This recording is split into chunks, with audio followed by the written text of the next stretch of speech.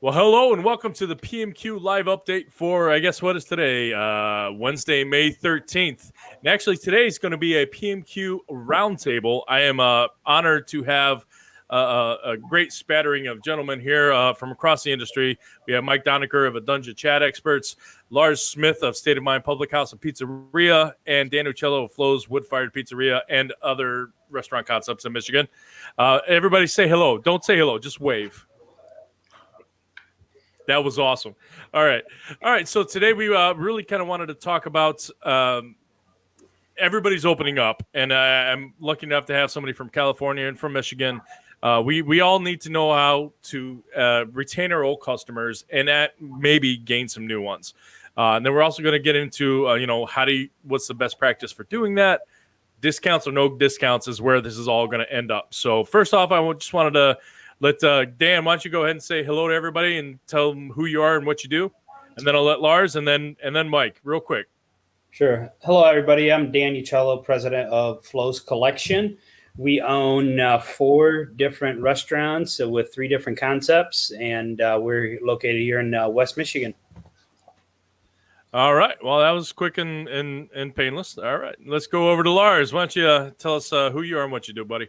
All right. My name is Lars Smith. I'm the chef and co-owner of State of Mind Public House and Pizzeria, and hopefully soon, State of Mind Slice House. We signed a lease about 3 weeks before the shelter-in-place happened here, but we're still chugging along here. If I didn't say it, we're here in the Bay Area in California. Oh, that's another topic we might touch on as far as you just signed something right before the pandemic happened, and then pause. So, all right, we're gonna jump over to Mike over here, Mike Donecker. Hey, how you doing, everyone? Mike Donecker here in Las Vegas, Nevada. I'm with the Dungeon Chat Experts. We do social media marketing, but our main focus is with using chat marketing to gain your customers and find new customers. All right. It all looks good, guys. Thank you for the introductions. I want to let the audience know, just ask your questions in the live comments, and we will get them up there and have these industry professionals answer them. Industry professionals. Mm-hmm. I'm looking at you, Lars. But so first thing is kind of what was the first change that you had to notice? Not the first change, but when we're reopening now. What's the first thing that came to your mind? What is the first thing you had to do? And I'm going to ask Dan this question first. First thing is safety. We have to make sure that both our guests and our employees feel safe coming back to work, and to me, that's top priority. So we're going to be following, obviously, all the rules and regulations that are going to be released by our health department. But safety first and foremost. Okay. I mean, that's obviously the top of mind for most people right now. So, Lars, what is the first thing that you were thinking? I mean, what is the state of California doing right now? Are you guys open? Or, what's going on? So yesterday, the state released guidelines of what it's going to take to reopen a restaurant. It's a 12-page document, and it is pretty in-depth. I've read it 3 times now, so I'm starting to get a grasp on it. I agree with everything in there, but it is going to make reopening restaurants really complicated. There's 2 counties currently in California that are allowed to reopen, and the rest aren't, based on different statistics that the public health departments there are giving the state. But safety, obviously, like Dan said, safety was our first concern, and then the financial viability of reopening within the constraints the state is providing is a big one for us, trying to figure out whether it is going to make any financial sense right now to reopen the dining room, or whether having a smaller crew and continue to do curbside delivery only makes more sense financially for the health of the business. Okay. All right. So, Mike, why don't you kind of tell me just your professional opinion? What's something that people should focus on in trying to reopen? I think the key from talking with our clients is knowing what you're going to do when you reopen, right? Some places are opening at 50% occupancy, some are at 25%, some, different regulations. I think it's important that as you reopen, you figure out what your costs are and what's going to happen with going back to quote unquote you being open full, but possibly not having full access, right? You're not going to have a full dining room, so your capacity is going to be lower, which means the amount of people are coming in is going to be lower. And I think the big thing is by now these owners and operators they have a good grasp on what they're doing for carry out, curbside pickup, whatever you want to call it. So they have a better understanding of that. I think it's important that they don't turn their back on that and stop doing it, because I think as people move forward, there's going to be some people that are like, yes, I want to go out today and eat my favorite place. And I think there's going to be people that want to do that but won't. So having those options in place still, I think, is a big deal moving forward until everybody gets a more comfort level and the business owner and the operator figures out how to balance both of those functions working within their operation. Well, yeah, and everybody, it's all about cleanliness right now. Just people used to eat with their eyes and quality of service. They would look at the food, but now they want to make sure that you're safe so that they can come in there and eat. I wanted to say we were talking before we actually started this broadcast that I guess Lars and Dan, you guys really haven't seen a big loss of your old customers. I mean, because a lot of this conversation was going to be about regaining your old customers and then actually gaining new ones. But you think that's kind of across the board? You're in two different sides of the U.S. Dan, go ahead. I mean, you haven't lost a lot of your old customer base. Yeah, exactly. What we've lost is essentially our bar sales. So a lot of our regulars that used to come in every day, hanging out at the bar or once a week dining with their family, they're still doing that with us, and they're just doing it through takeout. But we've lost all the bar sales, which obviously is pretty normal, but I'm not really, we have such a great community presence, and we've been working at that for the last 9 years. Our number one goal has always been to be the community's number one partner. And we've always done just that, is give back. And we've always had great success with it. And in these tougher times, it's really shown a lot more how well being a community partner has worked for a company like ours, just like so many other companies in the U.S. So as far as bringing back old customers, I am pretty confident that with the data that we have collected over the years, whether it's email, social media, with Mike's company, that I think we have a pretty good grasp on how to reach back out to all of our customers and get them back. Okay, so there's not been a significant loss of old customers.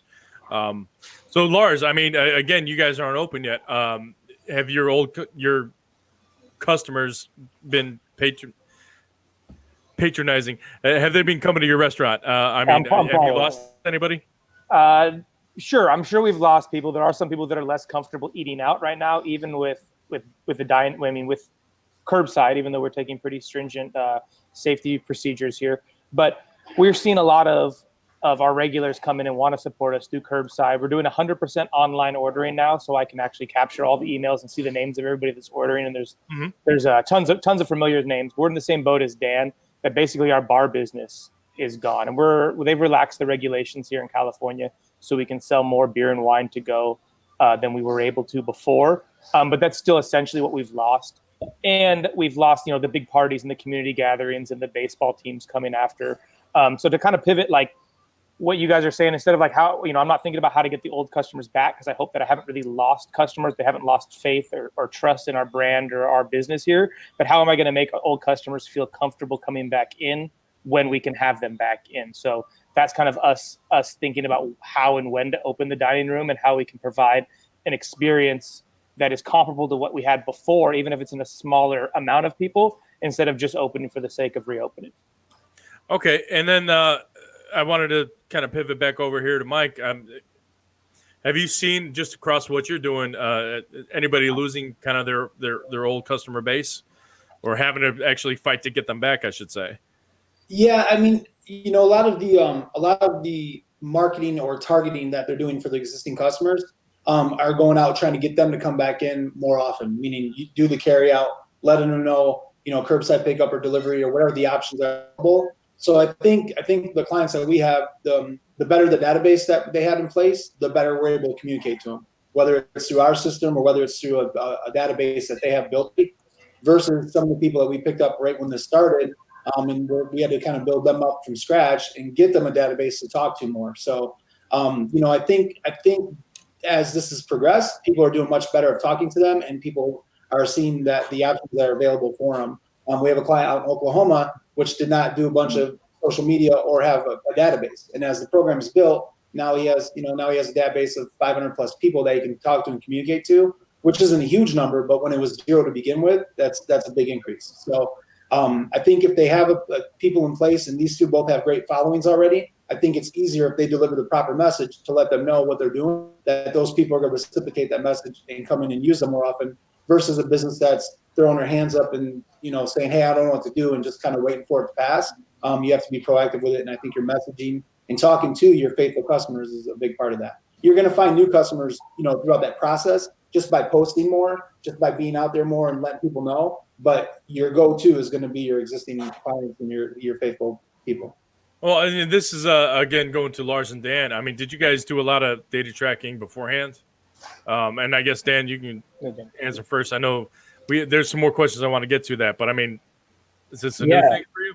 No, we've always done that. It's been a great way for us to communicate with our guests. So, like our email platform has got just over 8,500 people signed up for it through Adunja. Mike, how many people are in our database? It's probably close to 1,000, isn't it by now? In the database for Messenger, you're sitting at just over 2,000 in Messenger database now, and then some of those are email and text, which if they're email duplicates, they go into your system and that wash it out, and then text. So just over 2,000 people, and I mean same thing when we send it out, because it's people that he's earned their trust of, they respond and take action. So. Yeah, so we've always been a big fan of just data. It's a great way for us to communicate with our guests. For whatever reason, I mean, things happen, right? Where maybe something happened in the family and you got to shut down one of the stores that day. It's a great way for us to communicate with our guests right away. So we've always been a big fan of data. We push really, really hard within our stores, even on our POS system, that when people are calling in, to make sure that we get their email address and they okay for us to contact them again via email. So it's always just been a big part of our business since day one. No, that's great. And Lars, I mean, is that something that you guys have always done, or is this something that the situation kind of kicked you in the pants and made you jump on? As far as no and no. I said no and no. But so we're big on data, but not necessarily capturing customers' data. We run kind of a different style restaurant here. We're more of a communal gathering place. Not that Dan's not, but like we are not looking to capture our customers' data and emails, though I've been doing that now because we're strictly online. We haven't done anything with it yet. Data for us more important is sales data, sales trends, labor, all the kind of that sort of thing. Right. Social media is what we've really concentrated on that, and we don't get too into the data and the likes and the clicks and all of that, besides trying to cultivate an authentic presence on social media, not really trying to market or sell things to people on social media, trying to get them excited about our brand. And we've used that since this has happened to kind of remind people in fun ways that we're still here and we're still open. Okay. Well, I mean, that's great. I mean, this takes all kinds, right? It's, But I want to just kind of pivot real quick, and we got the big hot button topic that I'm going to do here in a couple minutes. But how are you guys looking to maybe gain some new customers out of this? I mean, a lot of your business models have kind of pivoted. You were dine-in, but you had to focus more on carry-out and curbside.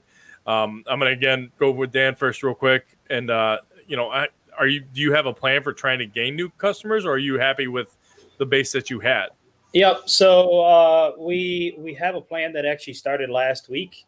As being that community partner, it was an easy start where it's a great time to give back for the support that we've received so far. So we gave each store $10,000 to give away in food to other essential businesses that are still open and working, to their employees. So that's been a great way to get our food out there, because that's the biggest thing, is why I stand so far distant from a discount, is because I need to get my food in your mouth, essentially, because that's the best way for you to know the quality. I can give you a coupon for $5 off or $10 off, and it's hard for you to really make a decision if you're going to go with me or not. Versus if I just give you a free pizza, at the time, it's a little bit different. So each store has $10,000 to give away. It started last week, and we're doing pretty much one a day at every location. And we're doing, factories with 200 plus people where we're donating just completely free of charge, pizza, salads, breast sticks, etc. Then starting this weekend, we are starting to do some radio promotion, and we're starting this on Friday. And then when we reopen, we are working with a company that I won't mention the name yet, but we're working with a company, and it's a lot of direct mail stuff. And we're going to get our menus out there and whatnot. But we're putting $100,000 towards that campaign between the 4 stores. So we definitely are working on trying to gain some new customers after this, because I mean, Mother's Day was one of the perfect examples, at least in our area. The wait at every single restaurant around here was over 2 hours. And I heard a lot of pizzerias, U.S. Pizza Team guys. I heard a lot of them. Mother's Day was on par for previous Mother's Days. Yeah, it was crazy. So we actually executed really, really well. We were running an hour to an hour and 15-minute wait time, but compared to what our competitors were running, we were actually executing really well and really much faster than them. And the only reason why I really know that is because a lot of people said that. They're like, hey, we've never been to your place, and but we called down the road and they're running 2.5 hour waits, and we just don't want to wait that long. So it's all about execution too, to make sure that you're streamlined on your system. But that's what our plan is as of right now, to go back. So we have the community give back, the radio that we're going into, and then the direct mail that we're working our way into. Okay, great. Lars, I mean, and I'll get to you in a second too, Mike, but Lars, I mean, like you said, you didn't feel like a big loss in your customer base. What are you trying to do maybe to gain some more after this? Well, I think that we've been really lucky here that we've had some great media exposure by just being open, because so many places in the Bay Area just closed immediately. It was either they couldn't really pivot, they couldn't figure it out, they had money issues. So we got a lot of press for being open, and we've been selling produce boxes and things like that. So we've already gained, I think, a lot of new customers in this, which has helped a lot. But getting out of this, we are kind of old school in the way that we do things and kind of believe in organic connections and organic marketing. So really our main concern and what we're focusing on is being true to what our concept was to begin with, who we are, the quality of food and service that we provide, and making sure that we don't skimp on any of those things with situations changing. And that, like I kind of mentioned earlier, opening or not opening our dining room is kind of going to depend on the experience that we can provide to the customers, and the quality of food and service. So really, we are trying to purposely kind of hold the line and making sure that we are the best version of ourselves, like we try to be every day before this happened, moving forward. All right, so pretty much don't change a thing. Just make sure that you're the same when you come back. And I kind of like that. We're always evolving. We're not the same, but not try to pivot who we are, change our concept short on anything. Is that making sure that people know that we are what we've always been, and we're going to continue to do that. No, absolutely. I mean, it's the consistency is the key. That's what's going to bring people back. It's going to be a weird new normal. So, Mike, I mean, what are you seeing as far as like some trends as far as like people trying to gain new customers after this situation, as I like to call it? Yeah. I think the big thing is, again, I'm talking from a social media standpoint, is if you're gonna have a budget, or you're going to use the money to go out and try to target and find new people. There's ways on social media where you can go after what they call like lookalike audiences, meaning people that are friends of friends and look like that person that's come in and spend money. We do it with our clients where we build a list and say, hey, if this person spent over whatever that store's average ticket is, we want to go out and target people that are going to be like those people. I couldn't even start getting into the algorithm of how Facebook and Instagram does that, but it works. So, we're pushing that with the people that are willing to spend money. I mean, Dan just rolled out, a list of a pretty aggressive campaign that he's getting ready to do. So he's taking advantage of it, and doing things. There's I think 2 sides of businesses right now from a business owner. Some guys are like, hey, we need to spend, we got to capitalize and move forward, and other people are waiting and seeing. And I definitely think, whether it's radio, mailers, social media, whatever you're spending that money, I think you have to do something, to gain those new customers and to let them know that you're there now and as you transition. I don't know what Dan's radio message is, but I'm assuming it's something saying that, hey, we're here part of the community, and moving forward, or something to that effect. And that's what people need to hear. And then, as far as your existing customers, the more that they see what you're doing and the more they hear you, I mean, they will share it out. We get with Dan's program, the program we run all the time, in Messenger, we have a share option where they can share it with their friends. So if they get either an offer or an update or promotion, they can easily share it with their friends inside of Messenger, which is like a direct text. So, you just need to be out in the forefront and moving forward with that. And by your people that already know, like, and trust you and love your food, they're going to share it with other people as long as you have a message. If Dan and Lars aren't saying anything to anybody on social media, there's no message to deliver. So I'm not going to tell my friend, man, you got to try this awesome Detroit pizza I had last week or whatever it is, because I'm not broadcasting that message, And then touch on real quick in case we get lost on it. What Lars said earlier, about getting your message across in a fun way and talking to people. We live by 80-20 rule, right? Like 80% of the time, your content that you're putting out there should not be selling, should not be pushing, should not be doing any of that. You need to show them like your operation, show them things you do, show them some fun stuff with your team, give back stuff. And then, 20% of the time, hey, we got a special. 20% of the time, come see us this weekend, but people don't want to go to your social media where every day you're just beating them down and saying, hey, come by, come by, come by. They want to see the authenticity of what you're doing. So delivering that proper message 80% of the time or more of doing that. And then every once in a while, drop a little in their promotion or something you're doing. And they're going to respond much better to every day I got a 5 for 25 special or something. So. Yep. Nope. That's a good percentage, a good rule to live by. All right. Now we're to the hot button topic. It is to discount or not to discount. So this is, again, it's just kind of a business model. It's not even trying to gain new customers, but I know we have a couple people on different sides of the fence here. So, and there's a lot of different notes I have here. So we want to get through this as quick as we can. So Dan, discounts, yay or nay?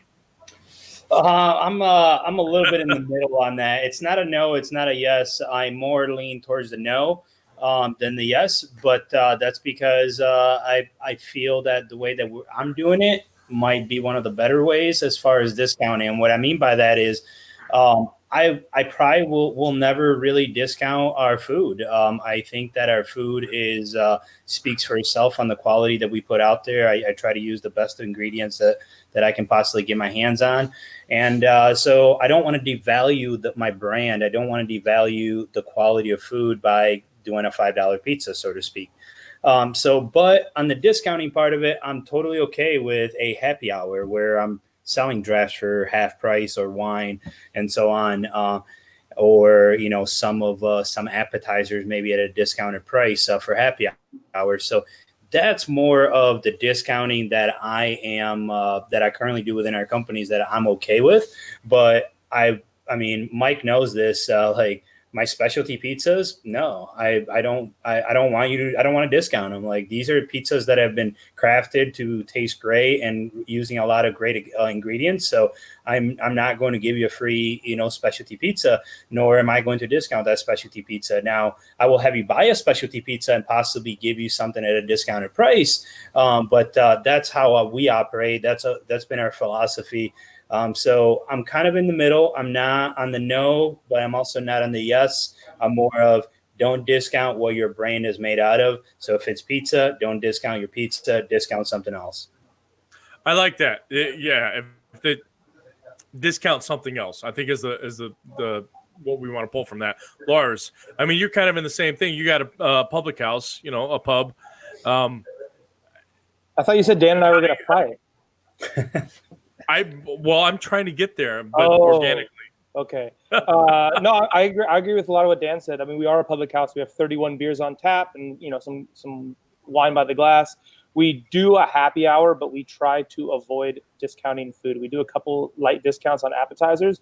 But when we open this restaurant, pub, pizzeria, this crazy Frankenstein restaurant, is that we agreed that we didn't really have any interest in trying to compete with chain restaurants, chain pizzerias, or who we call the big boys. We wanted to stand apart with our product, our quality of service, our quality of food, most importantly, and that we weren't going to discount it because our food costs what it costs because that's what we needed to cost. That if my pizza, my cheese pizza is $17 regularly, but it's $15 5 times a week, then it's a $15 pizza.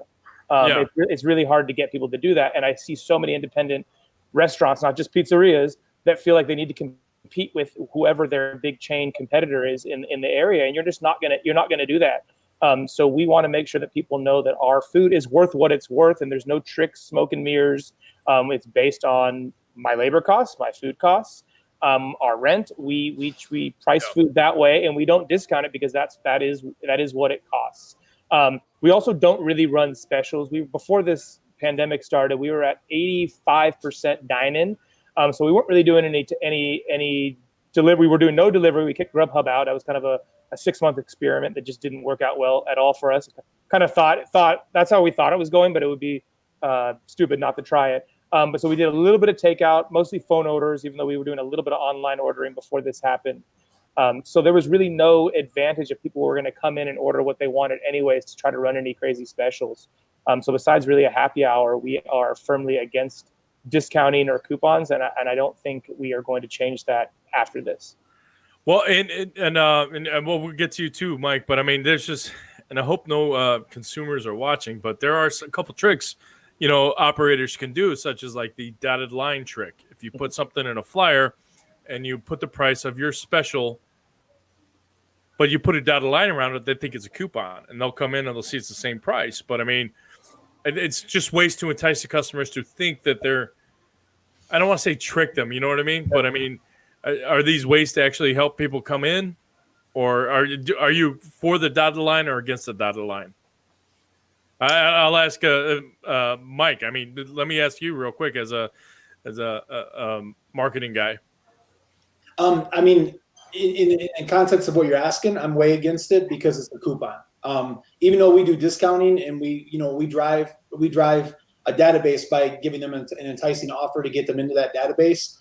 And then what we do is structure a couple more offers to create what we believe are purchasing habits. I'm not a big fan of paper discounts and doing it that way. I think there's I'm sorry. Just what I was saying though is that it's not necessarily a discount. It's a dotted line. It's the same menu price, but you put a dotted line around it, and it makes it seems like it's a coupon. So when you do stuff like that, and again, I'm speaking of social media. I know these two will probably speak a little more on the other side of it. In our industry, we have something called stop the scroll. Right? People are going through Facebook, they're going through Instagram, and there's only certain things that are going to stop people from, just continue to go through their phone. So if somebody sees that, because we're ingrained as a society that, oh, this is an offer, this is a coupon or discount, that would probably stop them having to look at it. So it's probably going to catch your eye more than just if you put the wording up there, a $25 pizza special. So in that aspect, I believe, the dotted line would work to create more of an attention grabbing piece of content. Okay.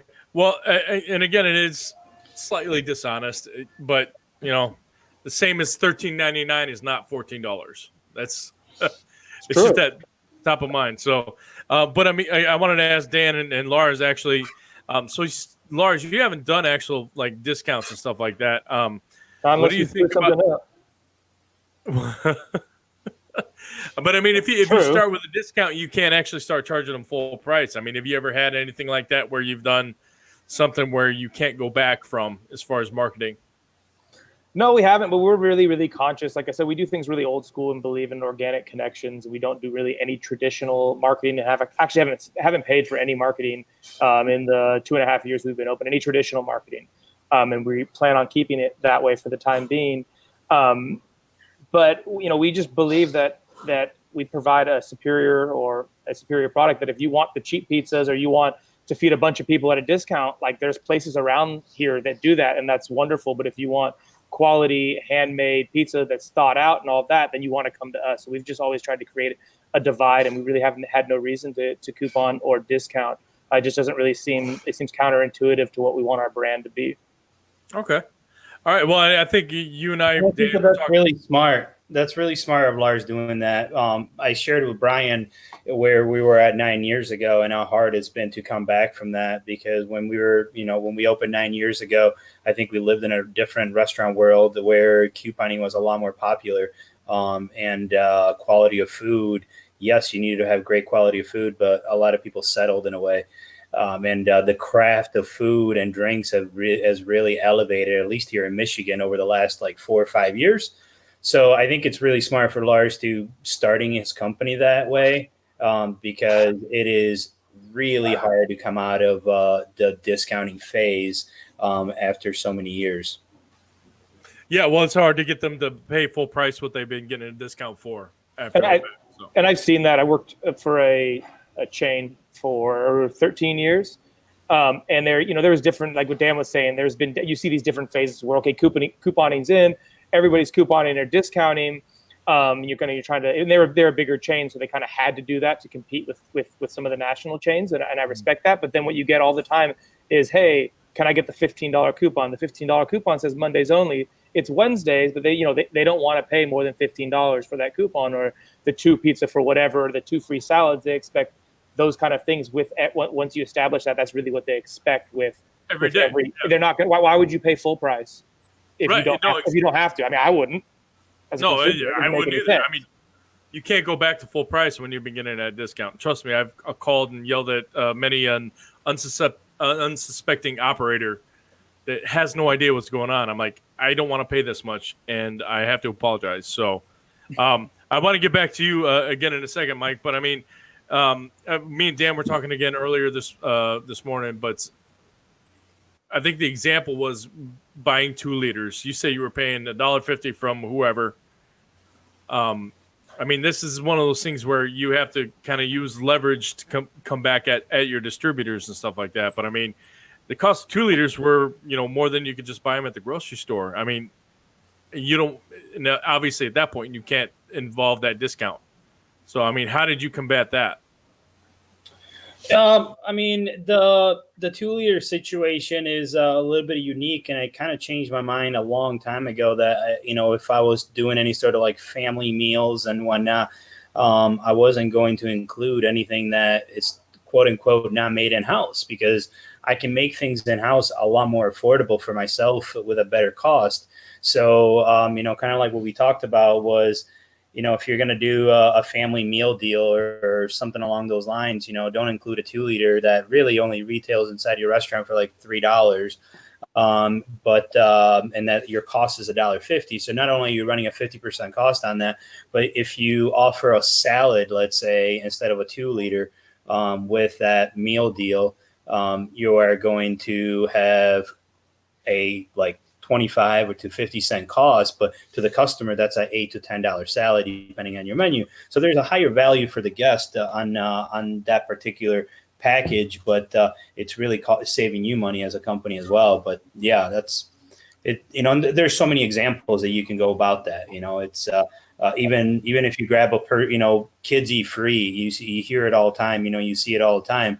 For every 2 adult meals purchased, each kid will get a free cheese pizza. Well, you provide a 6-inch cheese pizza. Let's face it, we're lucky enough to be in the restaurant business where even though we're using high quality items, that 6-inch cheese pizza is not costing as much. So it's, but again, on the customer side, it's a really high product item where that's normally on the menu for $8 or $6, whatever. That's a very specific example. I mean, Lars, is there anything that you kind of had to do as far as like trying to source it cheaper, where you just like, I have to take it off the menu because I can't afford to pay this because I'm not going to get the return on it from my customers? Yes, real quick, I just want to say that while I'm anti-discounting or and all that, I do 100% agree with what Dan is saying, is that taking $5 off or giving a 2-liter, is one thing, but that it even seems like a greater value and makes a lot more sense to be able to give a food item or something that is only $1 to you, maybe 50 cents to you, but is you resell it for $8. But you're also, you're giving away less, but it's perceived as more. The perceived value on giving away or including a food item for free in a meal, the perceived value of that is so much greater than a $5 or some arbitrary dollar off that cheapens your food as well, because being able to offer something like a kid's pizza doesn't really cheapen your product at all. It's just it's an added bonus for your customers. So I think people that are into discounting or into deals like that, what Dan said is I think a lot of operators could learn from that. Well, yeah, no, and I absolutely love that. What Dan said earlier is about don't discount what you do, discount the stuff the add-ons. Yeah.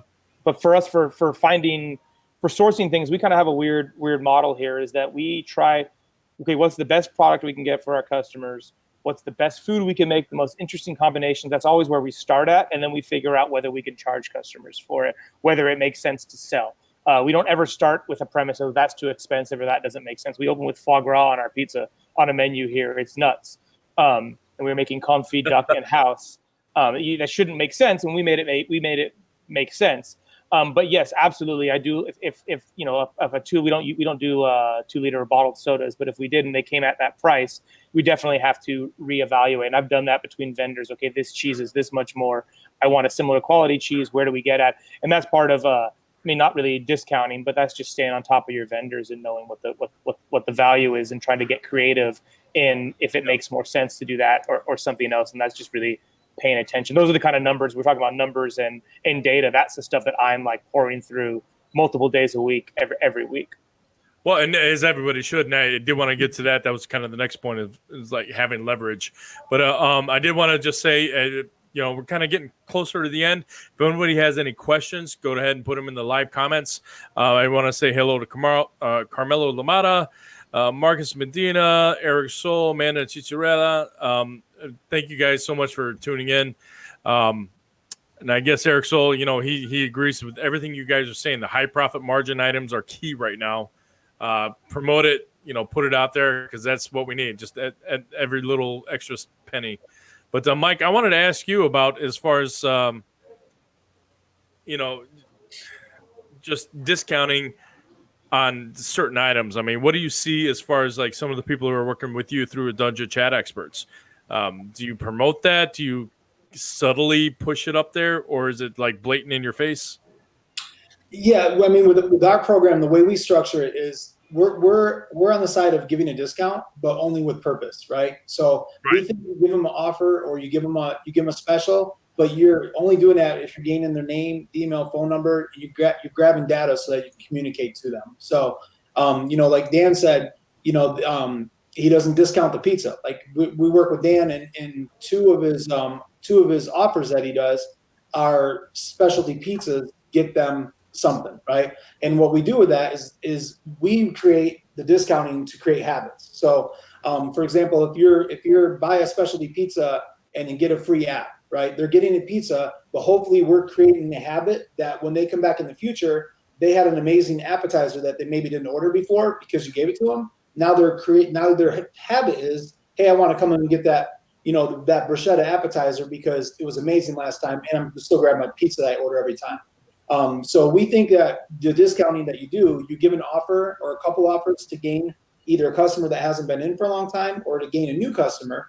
And, as well as existing customers. I may come in all the time and get a specialty pizza, but I've never got an appetizer because I just come and order pizza. Well, if I'm offered a free appetizer or something with that full price purchase that I make, now I'm more likely to come in and order that again because I'm going to have if you're confident in your food, and these guys that you have on here are not the discount bargain, pizza places. They have quality product. So now I'm like, man, that was a great appetizer. I'm going to get that when I go in again.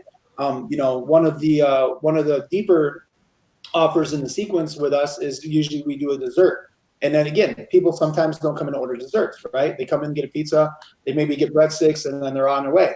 Well, one of the offers that we do is to offer some kind of dessert. So hopefully now when they come in, they're like, the cannolis are great. Let's grab cannolis before we take off. So yes, you discount it one time, but you're doing it to present that product to them. Dan said it with, how he's doing with the community outreach. People are going to get that amazing pizza and go, oh my gosh, this is great. Hopefully next time they think pizza, they're like, let's go to Flo's. So same concept we do with our discounting. So we're on board with doing an offer over, I say discounting, but we do it with purpose. We want to grab data from them so that you can remarket to them over and over again. And we want to give them experiences with stuff that they may have not ordered before so that they're going to come in and they're going to get something else. One of Dan's, and we talked about early on, the second offering that we do with him, it wasn't doing that well at the beginning, percentage-wise. And then as the program built and more into it, it slowly started upticking. And it was buy a pizza, get one half price, I think. But at first it wasn't tracking as well. Well, what that offer will do is more people get into that database and move across to offer 2 and 3 as we do. That offer is, I'm not coming in by myself to eat a buy one, get one half off pizza. I'm going to probably be with my family or a group of my friends. I'm going to be grabbing beers, and probably grabbing an appetizer. I'm doing other stuff. So that average ticket is going to increase off from what that discount was. And you're still making them commit to buy something at full price, which is going to offset your food costs. So we're very, very much on board with operating in discounts, but it has to have purpose and it can't be ongoing. The biggest thing I think pizza places and restaurants in general can make, and it's happened over the years, is that place that rhymes with coupon, is they would go on there and they would give an offer, right? 50% off pizza. So then I go, I want pizza today. I'm not going to Flo's. I'm not going to Large Spot. I'm going to coupon.com, and I'm saying, okay, let me see what the 50% off pizza is. And everybody knows they're gouging you huge on the price. You're losing a discount. You're paying them a huge chunk. But the loyalty is with that website and not with the business, right? And I think I'm getting off track here, but I think that's the same thing that owners really got to walk the line on right now is with third party. Same thing. If you send that information over that third party and Lars pays for a featured spot, or signs up for their little 2 minutes free, the next 2 minutes when I log onto that app, I get free ordering, and Lars is paying for that, and Dan isn't. Now Dan may have lost his customer if I came on there to order, but I see Lars's offer for free delivery for the next 2 minutes because he paid a higher spot when I was Dan's customer, but Dan sent me to this third party app to order. So I think it's a fine balance that you got to watch. No, again, and that is a larger conversation for another time. But I think what I like from that is that there's a shelf life for any kind of discount. You don't want it to last forever, but the hardest part is to actually train them to pay full price again. I did want to just ask a little bit, just Dan. Dan and Lars, you guys have leverage now in this time because your distributors want you to buy from them. How are you using that leverage? I don't want to say to get what you want because that sounds self-serving, but I mean to get what you need. To quote the Rolling Stones, Dan, go ahead. So for us at Flo's, our contract we use Cisco, and we do a little bit of Greco out of Chicago, and but our contract was pretty self-explanatory over the years, and it's been locked in as far as a percentage over their cost at what we pay. So as the market goes up, that goes up. But what we have been able to do is essentially go around our distributor like Cisco and go straight to the manufacturing. A lot of the times the distributors, and especially in tough times like this, they may not have the money to give you or the discount or whatever it may be, rebate. But if you go to the manufacturers, talk about Hormel, talk about other great companies out there like Fontanini, and that's who you go after, and they normally have more money to give you. At least from my experience, that's what I've been able to do. So I skip our vendor and I go straight to the manufacturers. So I'm talking directly with Galbani, talking directly with Hormel and Fontanini to get the price that I need, because I know that once I lock down a price with those companies, now to Cisco's door is X dollars. Obviously there's freight and all that, and then you tack on my percentage that was pre-negotiated with Cisco years ago. I know exactly what I'm going to be paying, so I'm already going to those vendors and those manufacturers with already a price in mind, and hopefully I'm able to negotiate it, which is why I'm a big fan of smaller menus and fewer SKUs, because the more of something you can sell, the better a price you're going to obviously receive. But when you're selling a little bit of everything, it's hard to go back and be like, hey, I move a case of this, but I need $2 rebate a case. Well, just not going to happen. Yeah, but, well, it's more fingers in the pot at that point. If you're moving 20 cases of this, perfect. And perfect example is last week. We fry our own chips, but they come in already pre-sliced and pre-bagged. So all we do, they come in frozen, and then we just fry them. And our potato chips, and we wanted to switch to a different company because our rebate wasn't being renewed by the old company. So we went to a company like McCain. They had a great product, and not only did they get to the price that I needed it to, but they also cut me a $2,000 check for switching over to them. So that's a no-brainer. I mean, that's just part of the game. I think Lars understands that, and he's doing a big part of that is talking to his people on where he needs to be in order to meet all of his financial obligations as well. Well, yeah, and on that point, Lars, I mean, what are you actually doing? I mean, it sounds like you guys have a little bit more leverage because these companies still need to sell to you. They still need you to buy from them. So, I mean, is there anything special you're doing without like strong arming them or sending? We strong arm everybody.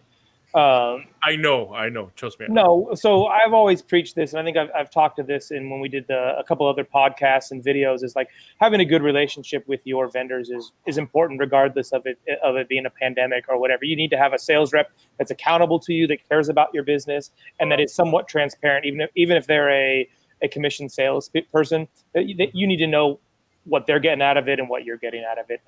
So actually, right when this happened and we had the lockdown here, all except one of my sales reps from the various distributors we use gave me a call, and we had pretty lengthy conversations about what my plans were and what their plans were as a distributor, and to make sure that we were on the same page. And I definitely have been pushing them on some prices. I've been asking them to forecast where they think certain things are going.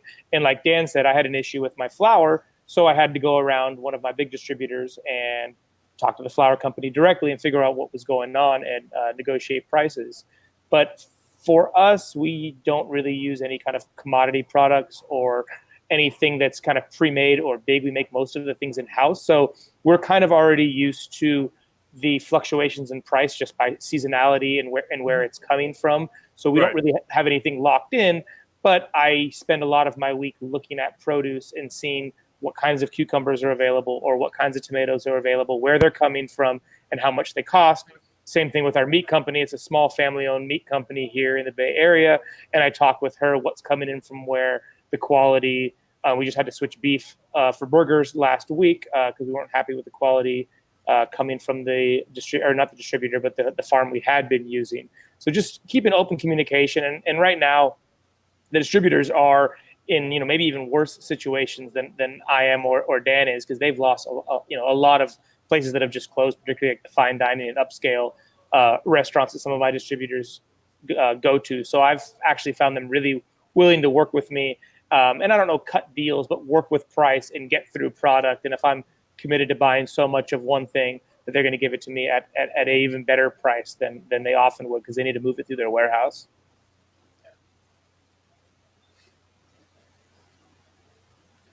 You're muted, Brian. You're muted there, bud. You're still muted. All we can see is your shiny head. No. Yeah, that's fine. That's all. Brian, can you want to type it to us, or are we wrapping it up, or maybe since we're hosting on it, you want to jump out, jump back in, because I'll still hold it.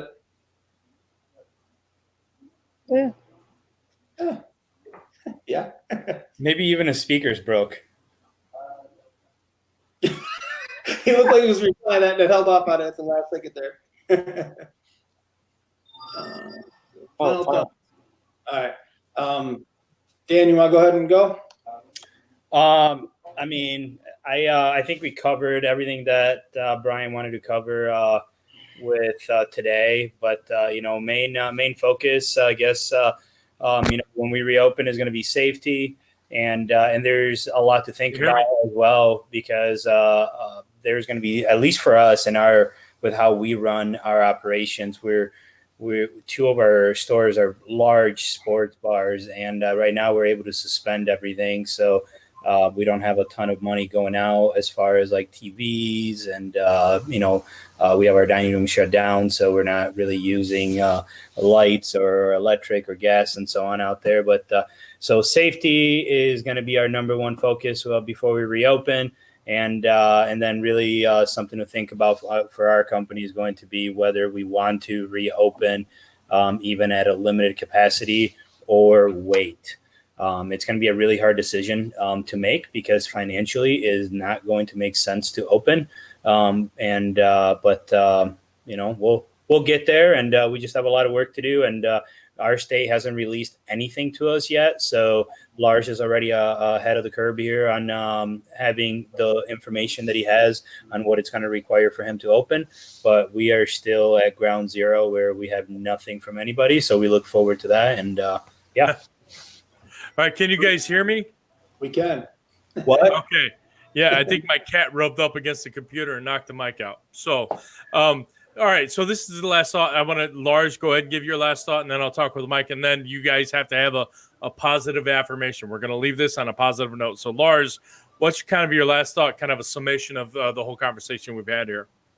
Well, I want to just kind of repeat everything that Dan said is right on. Safety, figuring out what makes financial sense as an operator to reopen the dining room. I think there are going to be people that are just in a huge hurry to like, hooray, we can open, and then realize that bringing everybody back and putting the TVs back on and turning the lights back on is going to put them in a deeper financial hole than this pandemic's already put them in. So I think people should really think about what makes the best sense, run the numbers, figure that out. Even though we do have not the all clear yet, but we have a roadmap to what makes sense to open. Our bar area is not going to be allowed to open. The arcade behind me is not going to be allowed to open. I'm not sure it makes sense to have an open restaurant without two key pieces of what we do. And I just want to encourage operators through this, like, discounting and all these other conversations, is to be sure to be true to your concept, be proud of your product, and don't feel like because we're all panicking that you need to completely discount, give away, play with the big boys to make it. I think you guys should all be proud of being small businesses, operators, running your own place, and make sure the community knows that. Well, no, I love that message right there. So be true to your product, be true to your concept, be true to your restaurant. Don't change too much. So, Mike, what do you kind of just you get a minute? What's your final message here as far as what people should maybe do? Sure. Again, from the marketing side, being that we do social media chat marketing, I think you need to continue to get the word out there. You got to continue to put yourself out there, and whether that's spending money on marketing, or if you have a great organic approach, you have to be doing something. And again, we're big components of giving an offer to gaining a customer or a lost customer, but doing it under the right circumstances.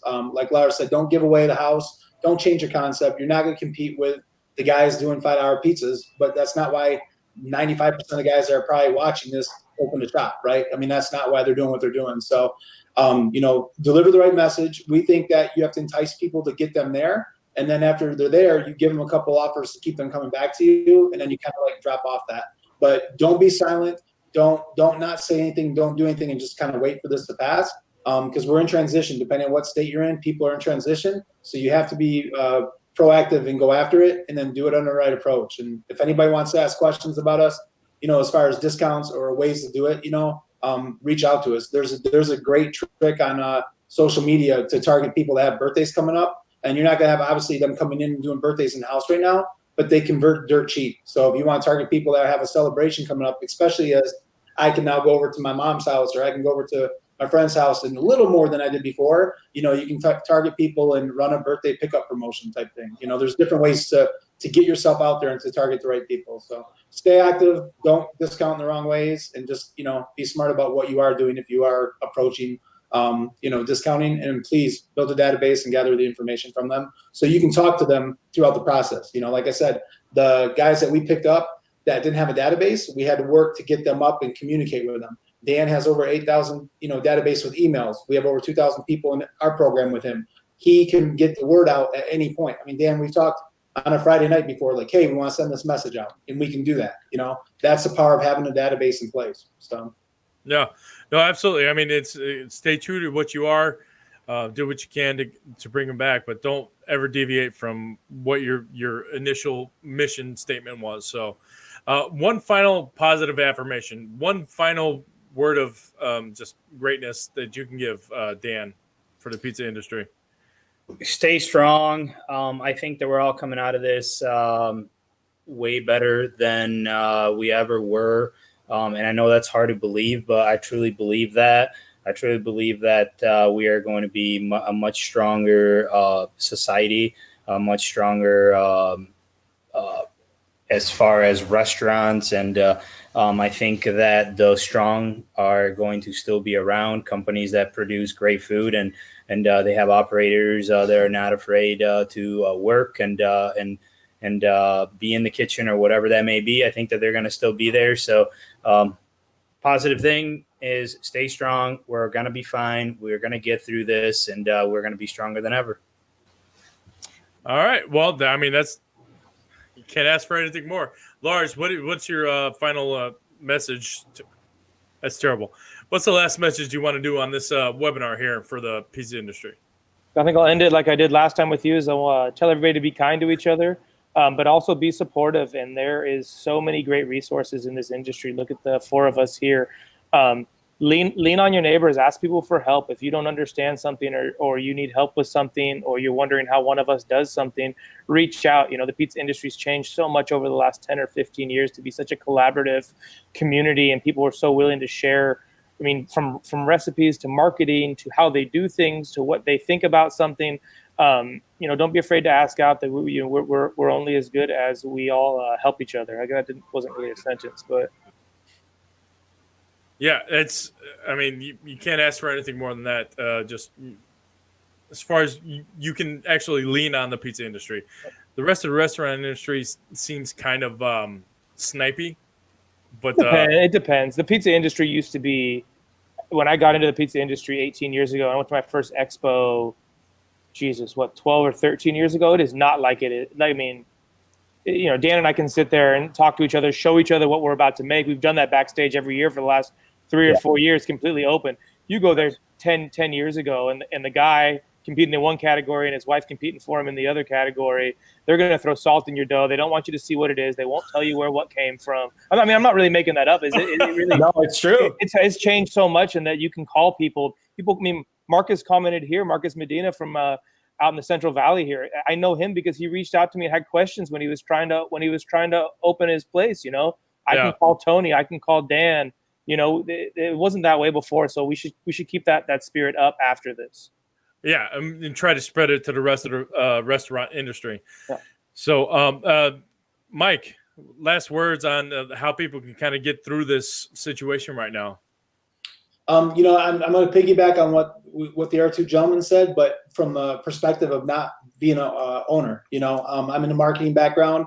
So I'm from the outside, but the reason that we've really gravitated towards pizza, the industry as a whole, is we started doing a couple of shows. We were at Expo, a couple different things, and we learned quick that the climate is much different with the pizza industry. I mean, the guys here in Vegas, they're a tight knit group of guys that do stuff here in Vegas. They did that, a pizza festival last fall. And the guys all collaborated and worked together, right? You don't see that, and I have clients in real estate and in solar and different industries, and it's not like that. What the pizza industry has is pretty special. And like both of them said, lean on each other, talk to each other. It's easy, from a marketing standpoint. Like if I get caught up in something, I'm like, oh, there's no one to call and talk to. You can feel lonely as an entrepreneur. I mean, like there's nobody there with you. And what I've learned in the pizza industry the last couple of years is you guys have each other's back, but you as the owner have to use the resources that are available to you. Reach out to the other people, talk to the other people, and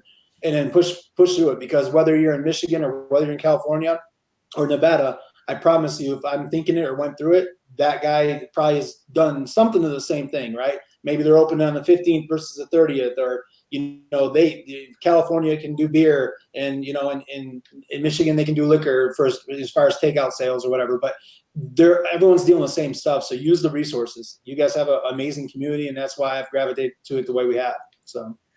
No, absolutely, and everybody's available. Anybody on the US Pizza team, I mean, they'll answer emails regardless. So except for Lamarca. Lamarca takes a few days. What's that? Lamarca takes a few days. That's a whole different webinar. He's not even watching, so it's he's busy. He's a busy guy. I don't know what he does, but he's busy. You don't know what he does, but he does it a lot. A lot of it. Yeah. Hey, Brian, all I want to say is like, can I comment on Carmelo's question real quick? Yeah, absolutely. Carmelo said something to the fact of they have to do Florida's bad. It's bad. We have to do coupons or we won't get the customers. We're a very tourist area and locals don't have money. Carmelo, what I would tell you to that is figure out how to do it. You can call me and I can try to walk you through it, or if you have someone you're working with in your area, but you can do tourist targeting through your Facebook ads if you're running ads, so that the locals won't see the offer. So if your money is with tourists, offer them something like a buy one, get an app free or something to bring those guys in, so that you'll be top of mind with them. You won't offer it to the locals that probably are not going to respond to it from your comment, and you're going to target the right people. Like if I live there, I'm not going to see the ad that Dan would see if Dan's traveling there. So use the algorithm, but there's a way to work around that to where you can at least target those tourists, which from your comment sounds like has more expendable money right now than the locals. So, wow, that's actually pretty awesome. Freaking technologies. This is what I wrote this before I thought my mic would come back on, but positive affirmation. We all have to get through this together. We need to stay safe and stay sane. Rely on your fellow local independent operators. I think they're the best bet. You guys band together and get what you need, out of your local government. So past that, I believe, Dan, just real quick, where can people reach you at? You can, our restaurants can be seen on flowscollectionmi.com, but if anybody has any questions or they just want to chat about our industry, I always welcome that. And you can send me an email at danuccello@flowscollectionmi.com. Okay. All right, Lars, go now. Social media, Lars Smith. You can find me on some of it. I don't know how to use a lot of it, but also Lars at stateofmindpublichouse.com, and I'll do my best to get back to you. All right, Mike. You can message us. You can either message me at Mike Donaker on my personal profile, or you can message me on Adunja Chat Experts, or if you want to email, it's mike@adunja.com. But if you message us on Messenger, we'll get right back with you. All right. I want to thank all my guests, Mike Donaker, Dan Uccello. Have I been mispronouncing that this whole time? It's Uccello? Uccello. Uccello. Okay. On, Dan Uccello. And it's Lars Smith, right? Yeah. All right. So Mike Donaker, Dan Mike Donaker, Dan Uccello, Lars Smith. I appreciate all your guys' time, all the great information. I mean, this is what the industry needs right now, is just people who have their heads about them and are managing it, like the rest of us are. So I appreciate you being accessible for anybody who wants to ask questions. Appreciate your time today, because I know we're, oddly enough, busier than ever sometimes. I mean, have you found that out? I see you both nodding your head right now. And and Dan and I are teachers now too. Did you know that?